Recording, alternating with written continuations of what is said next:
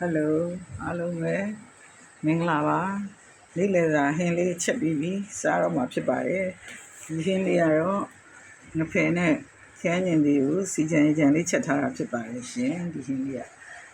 ဒါလေးကတော့ပဲသီးနဲ့ကျုပ်ဖြစ်ပါတယ်ဒါလေးကတော့ဘော်ဘီဘက်ကလေးကို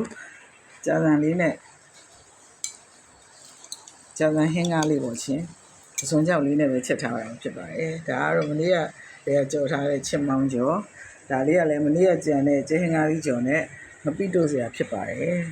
မပိရလေးရယ်တို့စရာကတော့ခရမ်းသောတီးရယ်ဦးစီနံရယ်ဆလက်ရွက်ရယ်ဖျားเจ้าမရှိရဲ့ခူးလာတဲ့ဇော်ရသည့်အချိုလေးနဲ့ဖြစ်ပါတယ်အားလုံးပဲကျွန်မနဲ့အတူအားလုံးပဲမင်္ဂလာပါသူရင်းစားကြဖိတ်ပါတယ်ရှင်မဖယ်စီပြန်ဟင်းလေးနဲ့ပဲသီးကျော်လေးနဲ့ပဲသီးလေးကိုကျုပ်လေးနဲ့ကြော်ထားတာအဲ့ဒါလေးစားပါမယ်လို့အားလုံးပဲစားကြပါရှင်ပြီးလို့ရှိရင်ဒီခရမ်းကစော်ဒီလေးတွေခရမ်းကစော်ဒီလေးတွေကိုလည်းတို့စားမှဖြစ်ပါတယ်လို့ရမ်းစားလို့ကောင်းပါတယ်ဒါပထမဆုံးချိုပြီးတော့မှခါသွားတာလေကောင်းတယ်ရမ်းလည်းစားရပါအောင်နော်နည်းနည်းလေးဒါလေးကတော့ဒီနေ့ကြာကြာဟင်းညိုလေးဖြစ်ပါတယ်